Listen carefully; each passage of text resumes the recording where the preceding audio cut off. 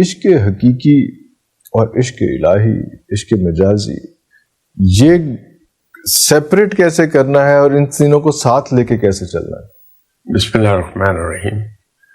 ہمیشہ عرفان صاحب آپ سے ایک گزارش کیا کرتا ہوں کہ مسلمان کو ایک بہت بڑا بینیفٹ موجود ہے. دین نے اس کو تمام سوالوں کے جواب دیا ہے، تمام مسائل کا حل پیش کر دیا. آپ کوئی ایک نقطہ اٹھائیں گے اس کا حل آپ کو دین میں مل جائے گا. اللہ اکبر. جب کسی بھی مسلمان کا ہر فعل رب کے لیے ہے تو عشق مجازی اس میں سے آٹومیٹیکلی مائنس ہو جاتا ہے. لیکن یہ سب کہنے کے بعد having said that میں عرض کروں گا کہ انسان کی کمزوریاں اس کے ساتھ ہیں. اس کی فطرت میں پیار کرنا موجود ہے. اب وہ کس پوائنٹ پر کہاں جا کے ٹریگر ہو جائے گا، جی جی بالکل، وہ عام طور پر لوگوں کے بس میں نہیں ہوتا. لوگوں کے بس میں نہیں ہوتا، یا دوسرے لفظوں میں ہر آدمی اتنا مضبوط نہیں ہوتا کہ اس جذبے پہ قابو پا لے.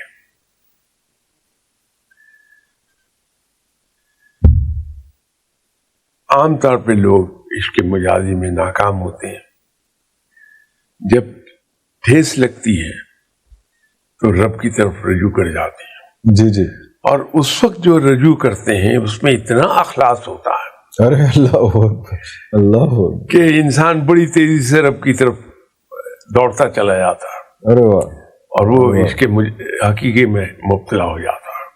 یہ تو ضروری ہوا پہلے کہ عشق مجازی میں ٹھوکر کھائے اور اس کے بعد پھر مجھے ڈر یہی تھا کہ آپ اگلا سوال مجھ سے ہی کر دیں گے. یہ ضروری نہیں ہے، تو میں نے فطرت کی مجبوری آپ سے عرض کی. وہ اس کو کوئی چابک تو چاہیے نا سر، ایسے تو نہیں. جب آپ بات کرتے ہیں تو انسانی فطرت کی کمزوریوں کو سامنے رکھیے. جیسے رب تعالیٰ نے انسانی کمزوریوں کی پیش نظر بہت سی چھوٹ دے دی. بالکل. جو خیالات از خود در آتے ہیں اس پہ گرفت نہیں ہے، اس پہ گرفت نہیں ہے. اللہ کہ ہم خود خیال سوچنا شروع کر دیں، اس ٹریک پہ خود چلے جائیں، جھٹکے نہ اس کو. اور جہاں بے اختیار ہے انسان وہاں چھوٹ دے دی. اللہ بھولے سے روزے میں کچھ کھا لیا، واہ واہ واہ واہ واہ واہ، کوئی بات، معافی مل گئی. معافی مل گئی.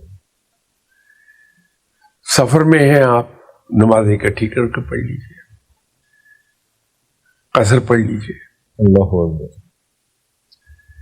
تو رب نے جہاں جہاں انسان کی فطری کمزوری آ جائے وہاں چھوٹ دے دی ہے. تو جب انسان کا ذکر ہوتا تو اس کی فطری کمزوریوں کو سامنے رکھ کے بات آدمی کرے تو زیادہ حقیقت کے قریب ہو جائے گی. واہ واہ. تو انسانی فطرت میں یہ ہے، کب اس طرف کو چلا جائے.